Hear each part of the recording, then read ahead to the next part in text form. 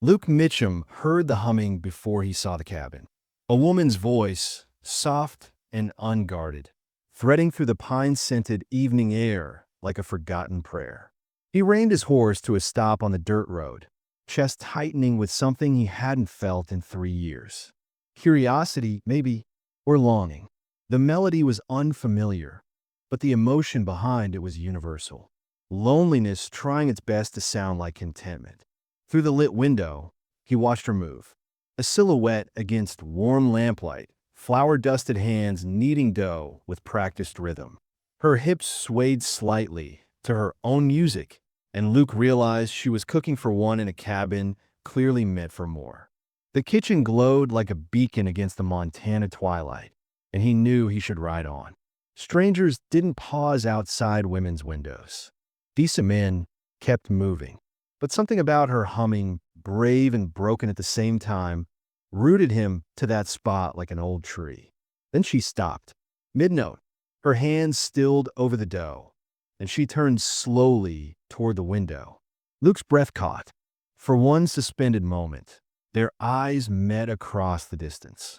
He couldn't make out her features clearly, but he felt the weight of her gaze like a physical thing. She'd known someone was watching. Maybe she'd known all along. The cabin door flew open, and she stepped onto the porch holding a cast-iron skillet like a weapon. She wasn't scared, Luke realized. She was ready. Her dark hair was pulled back in a loose bun, wisps escaping around her face. She wore a simple work dress covered by an apron, and even in the fading light, he could see the set of her jaw. This was a woman who'd learned to stand her ground. "You planning to stand there all night?" she called out. "Or are you going to tell me what you want?" Her voice carried clear and steady across the yard. No tremor, no fear. Just a woman tired of being careful. Luke dismounted slowly, hands visible, movements deliberate. He left his horse's reins loose, showing he wasn't planning anything quick. "Ma'am, I'd apologize. I was riding past and heard your humming. I didn't mean to intrude. I'll move along." She didn't lower the skillet. "That's not an answer. What do you want?" He met her eyes honestly. "Nothing, ma'am. Just, when's the last time someone hummed while you were around?" The words came out rougher than he intended, catching on something raw in his throat. That made her pause. The skillet lowered slightly, and she studied him with new attention. Really looked at him. Luke knew what she saw. A man in his early 30s, worn boots, weathered face, 3 days of trail dust coating a frame that had once carried more weight. A drifter, someone passing through, not worth the trouble of knowing. "You look hungry," she said finally. The skillet lowered completely. "Supper's almost ready, but you eat on the porch and the skillet stays with me." Luke blinked, surprised. "Ma'am, you don't need to. I know what I need and don't need." She turned back toward the door, then paused. "You coming or not? Food's getting cold." He tied his horse to the porch rail and climbed the steps carefully, keeping distance between them. She disappeared inside and returned moments later with a plate piled high. Roasted chicken, fresh bread, green beans that still steamed. Real food, the kind that took time and care. She sat on the porch railing and stepped back, the skillet still in her hand, but resting against her hip now. Less weapon and more habit. Luke sat on the top step and ate slowly, aware of her watching from the doorway. The food was exceptional. Better than anything he'd tasted in months, maybe years. He'd been living on hardtack and jerky, whatever he could cook over a campfire. This was a home-cooked meal, the kind that spoke of permanence and care. "You're a widow," he said quietly, not a question. He'd seen the black mourning band on her sleeve, faded but still there. 18 months now. Her voice was matter-of-fact. "Husband died in a logging accident up north.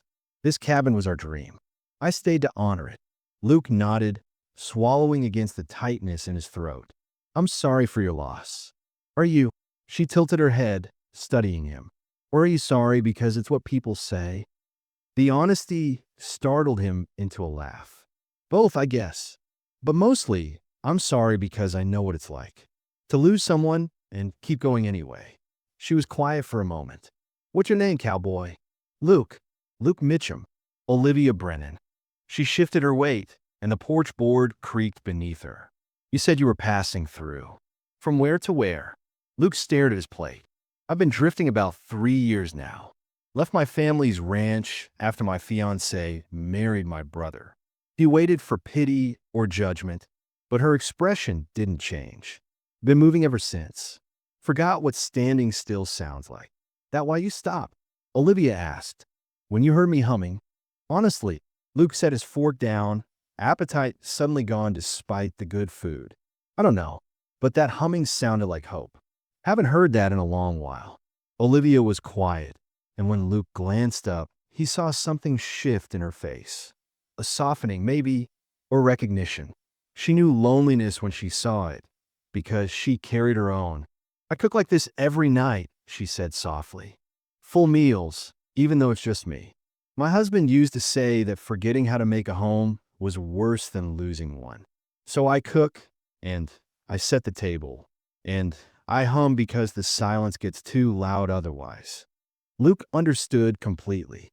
He'd been running for the same reason. Different method, same fear. He finished eating in comfortable silence. When he stood to leave, brushing crumbs from his pants, Olivia straightened in the doorway. The evening had deepened to full dark around them, stars beginning to punch through the purple sky. Thank you, Mrs. Brennan, Luke said, handing her the empty plate. Best meal I've had in. I can't remember how long.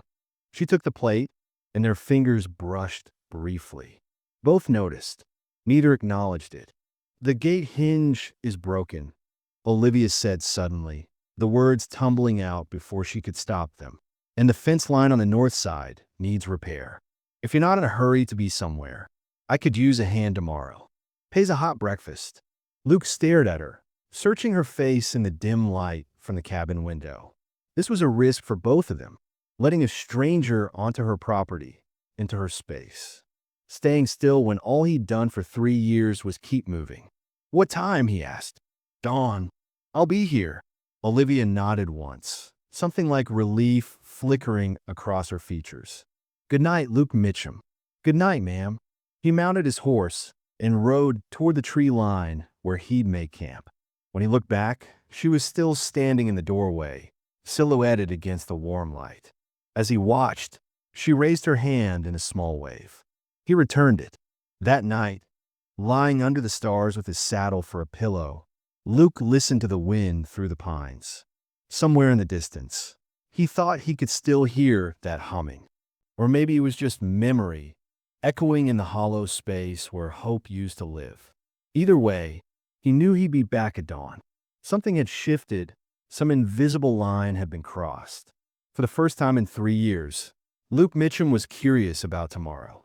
And in her cabin, Olivia Brennan set 2 plates on the table for breakfast, then stared at them for a long moment before whispering to the empty room, "What am I doing?" But she was smiling, just slightly, as she climbed the stairs to bed. Luke arrived exactly at dawn, just as the first pink light touched the mountain peaks. Olivia heard his horse before she saw him, the steady clip of hooves on the dirt road cutting through the morning quiet. She'd been up for an hour already, unable to sleep past 5, her mind churning with questions about what she'd done. Inviting a stranger back, a drifter, a man she knew nothing about except that he'd stopped to listen to her hum like it mattered. She watched from the kitchen window as he dismounted, tied his horse, and removed his hat before approaching the porch. That small gesture of respect settled something nervous in her chest. She opened the door before he could knock. "Morning," she said, stepping aside. "Come in. Breakfast is ready." Luke hesitated at the threshold, that same careful distance he'd kept last night. "Ma'am, the porch is fine." Olivia shook her head. "Can't fix a fence on an empty stomach, and I'm not carrying plates outside in the cold." "Inside, Luke. I don't bite." He followed her in, and she tried to see the cabin through his eyes. Small but tidy, everything in its place. The table was set for 2, biscuits steaming in a cloth-lined basket, gravy in a bowl, eggs scrambled with cheese, coffee black and strong. Luke stood awkwardly until she gestured to a chair. They ate in silence at first, the kind that felt less uncomfortable than searching for words that didn't matter yet. Olivia watched him eat with the single-minded focus of a man who'd gone hungry before and never quite forgot the feeling. He cleaned his plate and looked almost guilty about it. "More?" she offered, and he nodded gratefully. As she refilled his plate, she asked, "How long since you had a real breakfast?" Luke paused, fork halfway to his mouth. "Couple years, I guess. Been living on whatever I could cook over a fire or buy in town." He took a bite and closed his eyes briefly. "You're a good cook, Mrs. Brennan." Olivia felt an unexpected warmth at the compliment. "Call me Olivia. Mrs. Brennan makes me feel old." Luke met her eyes. "Then call me Luke. Not sir, not mister. Just Luke." She nodded, and something settled between them. An agreement of equals, not employer and hired hand. After breakfast, they worked. Luke proved himself capable and thorough, fixing the gate hinge with tools from her shed, moving on to the fence line without being asked. Olivia worked alongside him when she could, mucking out the small barn, tending her chickens, repairing a broken shutter. By midday, they'd fallen into an easy rhythm. He'd point out something that needed attention, she'd nod, and they'd tackle it together. Few words passed between them, but the silence felt comfortable now, like an old coat worn soft with time. They broke for lunch on the porch, sandwiches and cold water. "You've done good work here," Luke said, looking around the property. "Most of this maintenance, you did yourself?" Olivia nodded. "Had to learn. Thomas, my husband, he was good with his hands. Taught me some before he died. Rest I figured out by necessity." She took a long drink of water. "You can't survive out here without being stubborn." Luke smiled slightly. "Stubbornness is an underrated quality." His expression shifted, grew distant. "I was too busy being stubborn about the wrong things. Spent so much time trying to prove I could run my family's ranch better than my father. Trying to show everyone I was capable, that I forgot to show up for the people who actually mattered." Olivia heard the regret in his voice, thick as honey. "Your fiancée?" Luke nodded. "Sarah. She needed me to be present, not just successful. My brother, he saw that. He showed up when I didn't. Can't blame her for choosing him." He dragged a hand through his hair. "Hurt like hell, though. So I left. Been moving ever since, like if I stayed still too long, the pain would catch up." Olivia understood that completely. "I couldn't give Thomas children," she said quietly, the words coming easier than she'd expected. "We tried for 5 years. Every month, disappointment. He said it didn't matter, that I was enough. But I saw it in his eyes sometimes, that sadness. Then he died, and I never got the chance to make it right." She looked at Luke. "Guilt's a heavy thing to carry." Luke held her gaze. "Heavier than grief sometimes." They sat with that truth between them, two people who'd learned that surviving loss and actually living were different things entirely. The afternoon passed quickly. Luke worked with quiet competence, and Olivia found herself watching him when she thought he wasn't looking. The way he moved, efficient and careful. The way he wiped sweat from his forehead with his sleeve. The way he paused sometimes to look at the mountains like they were old friends. And she caught him watching her too. When she reached for a high shelf in the barn. When she laughed at something, startling herself with the sound. When she hummed without thinking while sweeping the porch steps. By evening, the work was done.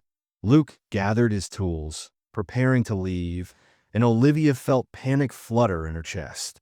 The thought of another night, alone, suddenly felt unbearable. "Come back tomorrow," she said too quickly. "There's more work. Always more work." Luke studied her face, seeing past the excuse. "Olivia, I'm a drifter. I don't know how long I can stay." She lifted her chin. "I'm not asking for forever. Just tomorrow. And maybe the day after that. However long you've got." He was quiet for a long moment. "Same pay?" "Hot breakfast." Olivia smiled. "Same pay." Luke nodded. "Then I'll be here." That became their pattern. Luke arrived at dawn. They ate breakfast together, worked until dark, shared simple meals. Days blurred into a week, and the work evolved from necessity to excuse. They talked more, revealed more. Luke told her about growing up on his family's ranch, the pressure of being the oldest son, the expectations that had shaped and broken him. Olivia told him about meeting Thomas at a church social, how they dreamed of building a life together, how those dreams had died with him, but she'd kept living in their shadow. And slowly, carefully, something grew between them. Chemistry, attraction, connection. Whatever name it went by, it was there in every accidental touch, every shared glance, every moment of comfortable silence. One morning, Olivia was humming while cooking breakfast, that same melody Luke had first heard. She didn't realize she was doing it until she turned and found him standing in the kitchen doorway, watching her with an expression she couldn't quite read. "What?" she asked, self-conscious. Luke shook his head slowly. "Nothing. Just, you're humming." Olivia blushed, actually blushed for the first time in years. "I didn't realize." Luke smiled. It transformed his face from handsome to beautiful. "Don't stop. I like it." The air between them felt charged suddenly, electric with possibility. Olivia turned back to the stove before she could do something foolish like cross that distance and kiss him. Too soon, too fast, too dangerous for her carefully protected heart. By the end of the second week, Luke had unconsciously started planning for the future. "When winter comes," he said one afternoon while splitting wood, "you'll need more than this stacked. Should get another core at least." Olivia paused in her work. "You planning to be here for winter?" Luke froze, realizing what he'd said. "I don't know. Maybe, if you'll have me." Before Olivia could answer, the sound of a wagon interrupted them. They both turned to see a well-dressed man driving up the road, expensive horse pulling an expensive rig. Olivia's face went tight. "Martin Crenshaw," she said quietly. "Local rancher. He's been trying to buy my land since Thomas died." Martin pulled his wagon to a stop and climbed down with the careful movements of someone who wanted to be seen. He was 50, well-fed, prosperous. His eyes swept over Luke with quick assessment and dismissal. "Mrs. Brennan," Martin said, removing his hat with exaggerated courtesy. "Still playing independence, I see.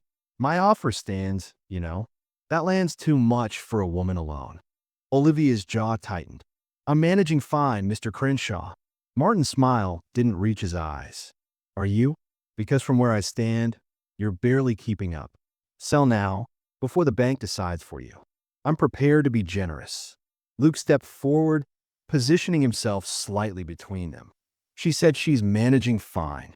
Martin's gaze shifted to Luke, cold and calculating. "And who might you be?" "I don't recall Mrs. Brennan mentioning hired help." Luke kept his voice level. "Luke Mitchum. I'm helping with some repairs." Martin's smile turned nasty. "Helping? How neighborly. Must be paying well for you to stick around this long." The insinuation was clear, ugly. Olivia stepped forward, fury in every line of her body. "Mr. Crenshaw, you need to leave. Now." Martin held up his hands in mock surrender. "No offense intended, Mrs. Brennan. Just concerned for your reputation. You know how people talk." He climbed back into his wagon. "My offer stands. Triple what your husband paid. Cash payment. Think about it." He drove away, leaving dust and tension in his wake. Olivia was shaking with anger. That man has been circling like a vulture since the funeral. He wants this land because it has water rights. He doesn't care about anything else. Luke watched the wagon disappear. "He's not going to give up." Olivia met his eyes. "Neither am I. This is my home. Mine and Thomas's dream. I'm not selling to anyone, especially not to him." Luke nodded, respect clear on his face. But Martin's words echoed in his mind. "How long before you drift on, friend?" It was a fair question. Luke had never stayed anywhere longer than a few months in 3 years. What made him think he could stay now? The wagon ride to town the next day was Olivia's idea. She needed supplies, and Luke offered to drive. It felt natural, easy, like they'd been doing this together for years instead of weeks. But the moment they rolled into Timber Ridge, Luke felt the weight of watching eyes. People noticed. A widow and a strange man, riding together, clearly comfortable with each other. Whispers followed them down the main street. At the general store, the young clerk was friendly enough, but Luke saw the curious glances, the unspoken questions. The churchwomen on the corner stopped their conversation to stare. One of them, an older woman with a sharp face and sharper eyes, leaned toward her companion and whispered something that made them both look scandalized. Inside the store, while Olivia selected supplies, Luke felt increasingly uncomfortable. This was a mistake. He was marking her, painting a target on her reputation just by being seen with her. When they emerged, Martin Crenshaw was conveniently standing near their wagon, talking with the sheriff. Martin's eyes lit up when he saw them. "Mrs. Brennan, Mr. Mitchum, fancy seeing you in town together." His voice carried, designed to be overheard. "Getting mighty domestic, aren't we? Riding into town like an old married couple." Olivia's face flushed, but she kept her voice steady. "We're purchasing supplies, Mr. Crenshaw. Nothing more." Martin smiled. "Of course. Though I'm sure your late husband would be interested to know his widow has taken up with a drifter so soon after his passing. 18 months isn't very long, is it?" Luke felt fury rise in his chest, hot and sharp. He stepped forward, voice low and dangerous. "Say another word about her, and you'll regret it." Martin didn't back down. "Threats now? Sheriff, you hearing this?" The sheriff, a tired-looking man in his 50s, sighed. "Martin, leave it alone. Luke, get in your wagon." But Martin wasn't finished. "How long before you drift on, friend? Week? Month? What happens to her reputation then? When you're gone and she's left with the shame?" The question hit its mark. Luke had no answer because Martin was right. He was a drifter. He'd never stayed anywhere. What made him think he could stay here with Olivia and not eventually destroy the good thing they were building? The ride home was tense, silent. Olivia stared straight ahead, hands clenched in her lap. Luke wanted to say something, anything, but words felt useless against Martin's poison. When they reached the cabin, Olivia climbed down without waiting for help. "Thank you for driving," she said formally, like he was just hired help. Luke caught her arm gently. "Olivia, don't let him get to you." She pulled away. "He's right though, isn't he? You will leave eventually. Everyone does. Everyone I care about either dies or leaves, and I'm always the one left standing alone." Luke felt those words like a punch. "I don't want to leave." Olivia met his eyes, hers bright with unshed tears. "But you will, because that's what you do. You drift, and I can't. I can't let myself care about someone who's already planning their exit." She turned toward the cabin. Luke watched her go, feeling the distance between them open like a wound. Martin's words echoed in his mind. What happens when you're gone and she's left with the shame? He looked at the mountains in the distance, the road that led away from here, away from Olivia, away from the first place in 3 years that had felt like it might become home. And for the first time since arriving, Luke wondered if staying was even possible or if he was just fooling them both. The words hung between them like a dare.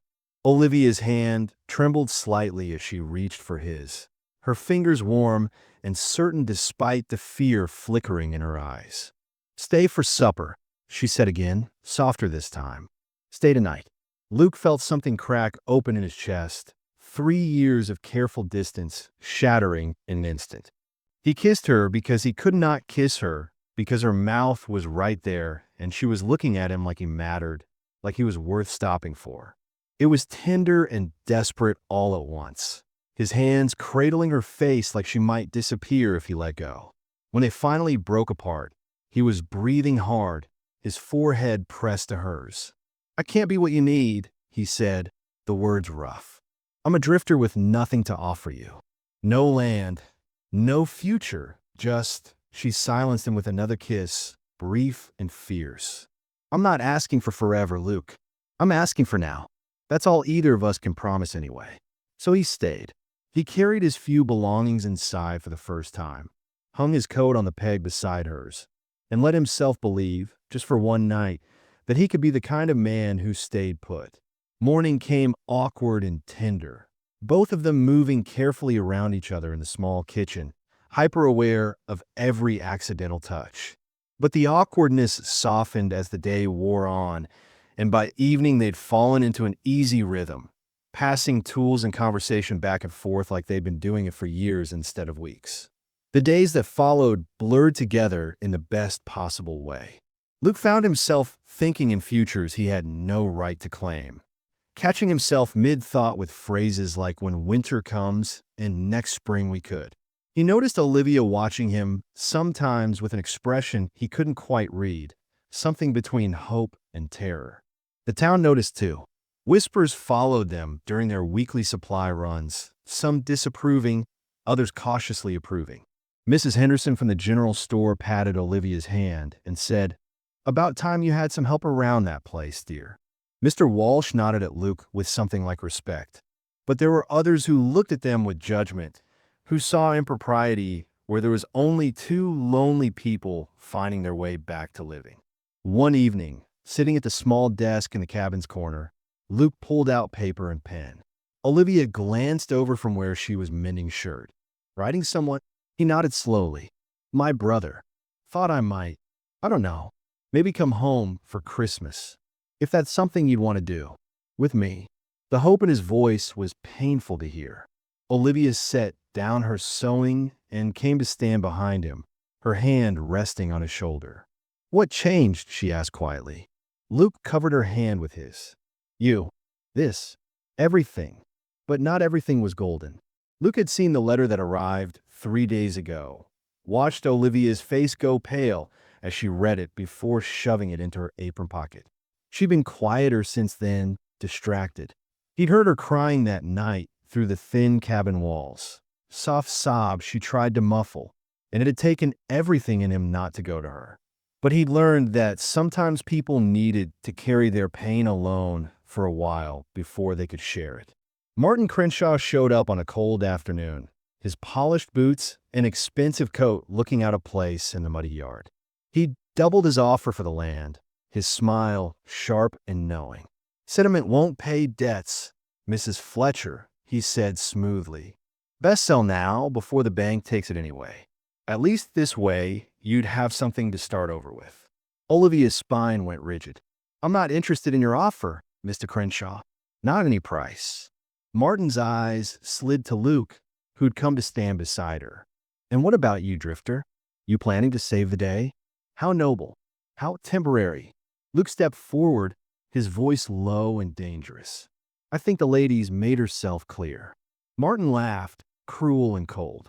"You're just a drifter warming her bed until spring comes and the road calls you back. We both know it." After he rode away, the silence between them was thick with everything unsaid. Luke turned to Olivia. "What debt?" Her face closed off. "It's nothing. I'll handle it." But he'd seen the fear in her eyes, recognized it because he'd worn it himself. "Olivia, let me help. Whatever it is, you can't fix this, Luke." The words burst out of her like a dam breaking. "The bank, the mortgage, it's months behind, and I don't have the money, and I don't need you trying to rescue me like I'm some damsel in a story." The truth hung between them now, sharp and ugly. Luke felt something reckless rise in his chest, panic making him stupid. "Then marry me." The words were out before he could stop them. "I've got savings. Enough to cover it. We could, that's charity." Olivia's voice cracked. "That's pity dressed up as love, and I won't." "It's not charity." But she was already backing away, tears streaming down her face. 3 months ago, you were a stranger standing outside my window. You don't owe me anything, Luke. You don't owe me your whole life. What if I want to give it?" he shouted, and the words echoed in the small space between them, too big and too raw and too real. Olivia stared at him like he'd slapped her, her chest heaving with emotion she couldn't contain anymore. "Want?" she repeated, her voice breaking. "You don't even know what you want, Luke. 3 months ago, you were running from everything, and now you're proposing marriage like it's a solution to a math problem? That's not love, that's guilt, and I won't be another mistake you spend years trying to forget." The words hit him like physical blows, each one landing exactly where she'd aimed. "You think that's what this is?" he asked, his voice dangerously quiet. You think I'm asking because I feel sorry for you? She wiped angrily at her tears. I think you're asking because you're a good man who can't stand to watch someone struggle. But good intentions aren't the same as love, and I've already spent one marriage wondering if I was enough. I won't do it again.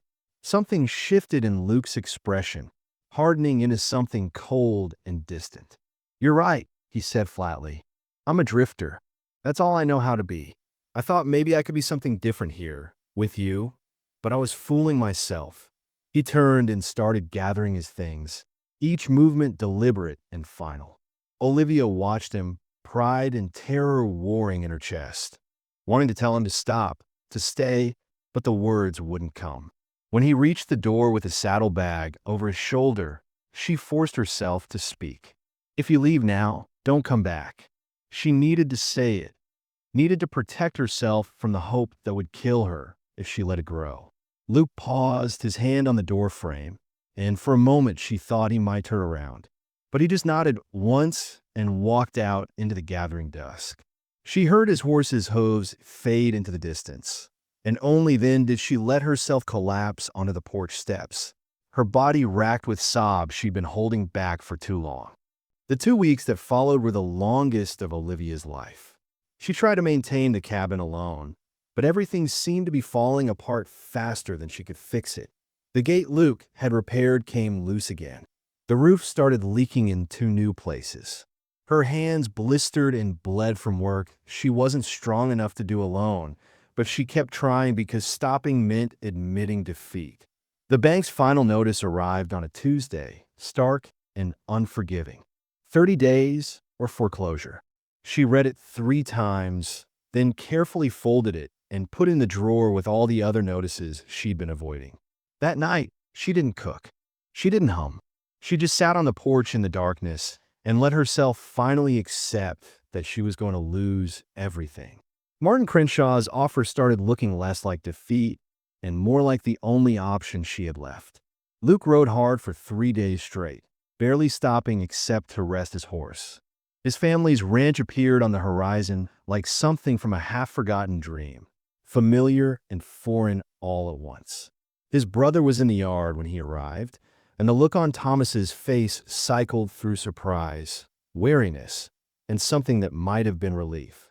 "Luke," Thomas said carefully, "didn't expect to see you." They stood there awkwardly until their father came out, older and grayer than Luke remembered, and pulled him into a rough embrace. Dinner that night was tense, full of careful conversation and topics they all avoided. But later, when Thomas found him in the barn, the real conversation finally happened. "She married me," Thomas said quietly, not looking at Luke. "But you'd already left. You were gone before she even knew you weren't coming back to the wedding. Running away is a choice, Luke. You can't blame her for choosing someone who stayed." The words stung because they were true. Luke had been running for so long he'd forgotten there was any other way to live. He threw himself into ranch work, tried to exhaust himself enough that he wouldn't think about Olivia, but everything reminded him of her. The way the morning light came through the barn door, the smell of coffee brewing, the sound of someone humming while they worked. His mother had hummed too. He remembered suddenly. She'd hummed while she cooked, while she mended clothes, while she worked in the garden. And his father had always stopped whatever he was doing to listen, like it was the most important sound in the world. One evening after supper, his father found him on the porch. "Your mama died, believing I'd give up on the ranch," the old man said, staring out the land. "Economic troubles, drought, everything going wrong. But I stayed. I built. I proved her wrong by living fully, by making something of what we had. That's how I honored her memory. Not by running, but by staying and fighting for what mattered." Luke felt something click into place in his chest, a truth he'd been avoiding for 3 years. Running wasn't protecting anyone. It was just cowardice dressed up as sacrifice. The next morning, he went to the bank and withdrew everything he'd saved, every dollar he'd been hoarding like it could protect him from life. Then he saddled his horse and rode back toward Timber Ridge, pushing hard, praying he wasn't already too late. Luke's horse was lathered and trembling by the time he reached Timber Ridge at dawn, But he didn't slow down. The bank wouldn't open for another hour, but he could see Martin Crenshaw's fancy carriage already parked outside, which meant Olivia was probably inside too, probably signing away everything she'd fought so hard to keep. He dismounted while his horse was still moving, taking the bank steps two at a time, and burst through the door with enough force that everyone inside turned to stare.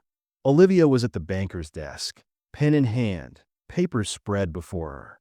She looked exhausted, hollowed out, like she hadn't slept in days. When she saw him, something flickered across her face too quickly for him to read. Shock and anger, and something else that made his chest ache. "Olivia, don't," he said, breathing hard.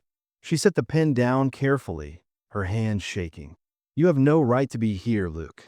You made your choice 2 weeks ago." Martin stood up, his face flushing with anger. "This is a private transaction, Mr. Morrison. You need to leave." But Luke was already moving forward, pulling the envelope from his coat pocket and placing it on the desk in front of the banker. "This covers her mortgage. Full payment, including all the back payments and interest." The banker opened the envelope, his eyebrows rising as he counted the bills. Olivia stared at the money like it was a snake about to strike. "Luke, I can't accept this. I told you I don't want your charity."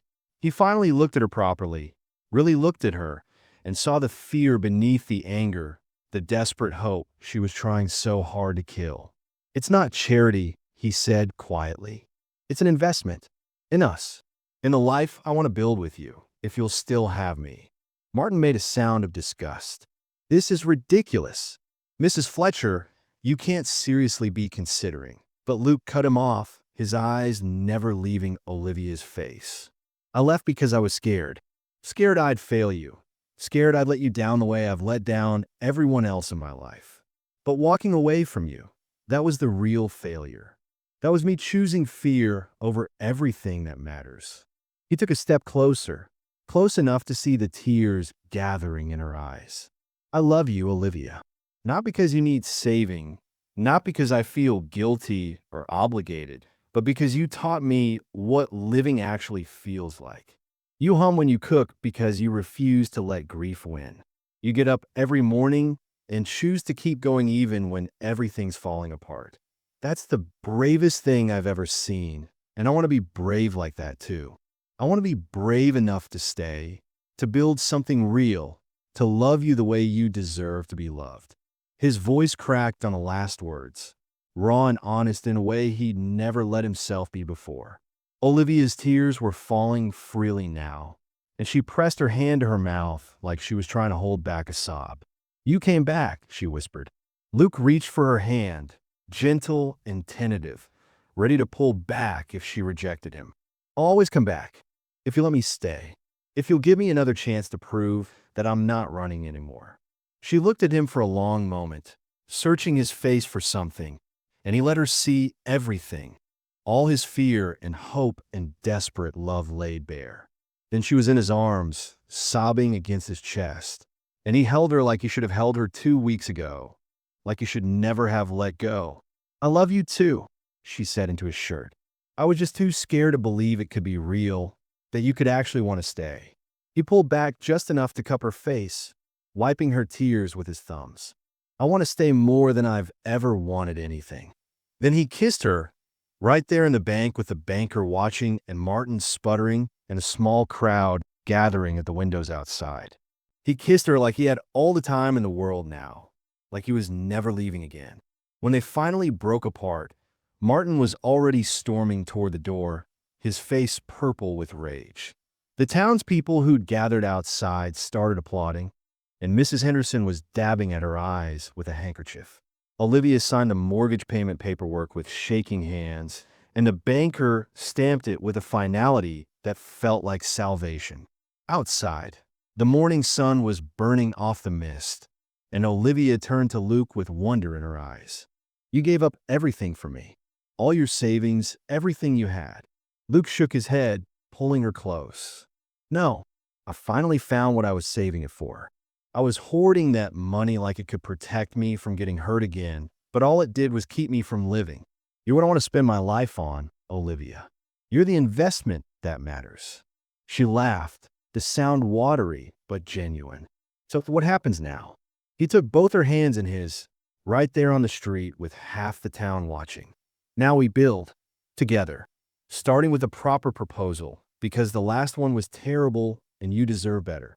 Then he dropped to one knee in the mud, and Olivia started crying all over again. 3 months later, the cabin looked different. Not just because Luke had repaired the sagging porch and reinforced the roof, but because it felt alive in a way it never had before. There were 2 coats hanging by the door now, 2 pairs of boots on the mat, 2 coffee cups drying by the sink. The morning of the wedding dawned clear and bright, unseasonably warm for late autumn, and Olivia stood in front of the small mirror in her bedroom, trying to calm her nerves. The dress was simple, cream-colored cotton she'd sewn herself, but it felt more precious than any fancy gown could have. She'd woven wildflowers into her hair, the last blooms of the season, and when Luke saw her walk out onto the porch where they'd arranged everything, his eyes went bright with unshed tears. His family had come, even Thomas, who'd shaken Luke's hand the night before, and said quietly, "I'm happy for you, brother. She's good for you." Their father had clapped Luke on the shoulder and told Olivia she was getting a good man, one who'd finally learned how to stay put. The townspeople who mattered were there too, Mrs. Henderson and Mr. Walsh, and a dozen others who'd watched their story unfold and decided it was worth celebrating. The ceremony itself was brief, conducted by the circuit preacher on the same porch where they'd first shared meal. But when it came time for the vows, Luke had asked if they could say their own words instead of the traditional ones. He took both her hands, his voice steady despite the emotion shining in his eyes. "I promise to always stop when I hear you humming, to listen for you in every room, every morning for the rest of my life." Olivia squeezed his hands, her own voice thick with tears. "I promise to keep humming, so you always find your way home. No matter where you go or how far you wander, I'll be here humming, and you'll always know how to come back." They spoke the rest together, the words they'd written the night before. "I promise we'll cook together, build together, grieve together, live together. Through every season, every storm, every joy and sorrow. I choose you, today and every day after." The rings were simple, handmade by the local blacksmith, but they felt weighty with meaning as they slid them onto each other's fingers. When the preacher pronounced them married and Luke kissed her, the small gathering erupted in cheers and applause. The celebration that followed was exactly what Olivia had wanted, simple and warm and full of life. Tables had been set up in the yard, and she and Luke cooked together for their guests, moving around each other with the easy synchronization they developed over the months. There was laughter and music. Someone had brought a fiddle, and as the sun started to set, Luke pulled her into a dance in the middle of the yard. Thomas found Luke later, pressing a glass of whiskey into his hand. "She's good for you," he said simply. "I can see in your face. You look settled, happy." Luke smiled, watching Olivia laugh at something Mrs. Henderson was saying. "I am happy. First time in years I can say that and mean it." 1 year later, the scene was almost identical to that first night, but everything had changed. Olivia stood at the stove, humming that same melody that had drawn Luke to her window so many months ago, but now he was inside with her, chopping vegetables at the counter. They moved around each other without speaking, a dance they perfected through countless shared meals. The cabin had been expanded, a new room added on the side, and through the open door Olivia could see the nursery they'd spent weeks preparing. Her hand drifted unconsciously to her rounded belly, 6 months along now, and she felt the baby kick in response. She'd thought she could never have this, had carried that grief like a stone for so long. But here she was cooking in her kitchen with her husband at her side and their child growing inside her, and the gratitude was almost overwhelming. A year ago, she'd been cooking alone, humming to fill the silence, pretending that meals for one felt like enough. Then a cowboy had paused outside her window, drawn by the sound of her voice, and everything had changed. He'd been running from a life that hurt, and she'd been hiding in one that felt safe. They found each other in the in-between, two broken people learning that healing didn't mean forgetting, it meant having the courage to try again. That evening they sat on the porch, the same spot where they'd shared that first awkward meal. Olivia leaned back against Luke's chest, his hand splayed protectively over her belly, and she hummed softly that melody that had become theirs. "That's a new song," Luke murmured against her hair. She smiled. "No, it's the same one, but it sounds different when you're happy." The baby kicked hard enough that they both felt it, and they laughed together, the sound carrying out over the land they'd built together. Luke kissed her temple, his voice soft in the gathering twilight. "What are you thinking?" She turned to look at him, this man who'd stopped running long enough to hear her humming, who'd chosen to stay when leaving would have been easier. "That I'm glad you stopped that night. Glad you heard me humming. Glad you were brave enough to stay." Luke pulled her closer, his heart steady and sure beneath her ear. "Best decision I ever made. Stopping, staying, choosing you." Olivia smiled against his chest. "Choosing us." The sun set slowly over Timber Ridge, painting the sky in shades of gold and amber, and inside the cabin supper waited on the stove, keeping warm. Enough for two, and soon three. The gate no longer hung crooked. The roof no longer leaked. And in the kitchen, always, there was the sound of humming. Exactly as it should be.